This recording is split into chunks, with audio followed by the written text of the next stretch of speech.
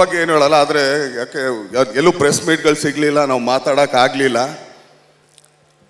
ಆದರೆ ಕೆಲವು ಕ್ಲಾರಿಫಿಕೇಶನ್ ಕೊಟ್ಬಿಡ್ತೀವಿ. ಅದಕ್ಕೆ ಈಗ ರಾಮಮೂರ್ತಿ ಸರ್ ಇಲ್ಲೇ ಇದ್ದಾರೆ.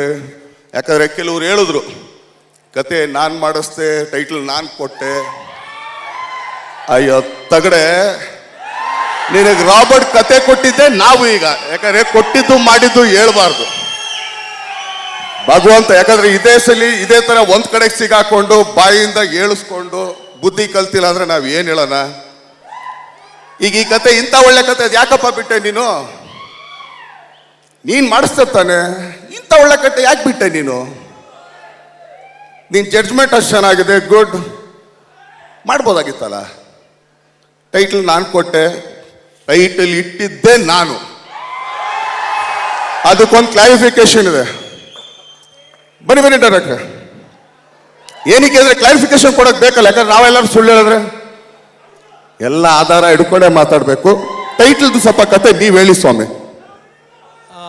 ಮದಗಜ ಟೈಟ್ಲು ರಾಮಮೂರ್ತಿ ಸರ್ ಹತ್ರ ಇತ್ತು. ಅದು ತಗೊಳ್ಬೇಕಾದ್ರೆ ಕಾಟರೆ ಟೈಟ್ಲನ್ನ ಉಮಾಪತಿ ಸರ್ ಕೊಟ್ಟರು. ಮದಗಜ ಟೈಟ್ಲನ್ನ ಬಾಸ್ ಹೇಳಿದ ತಕ್ಷಣ ನನಗೆ ರಾಮಮೂರ್ತಿ ಸರ್ ಕೊಟ್ಟರು. Thank you Ramamurthy sir.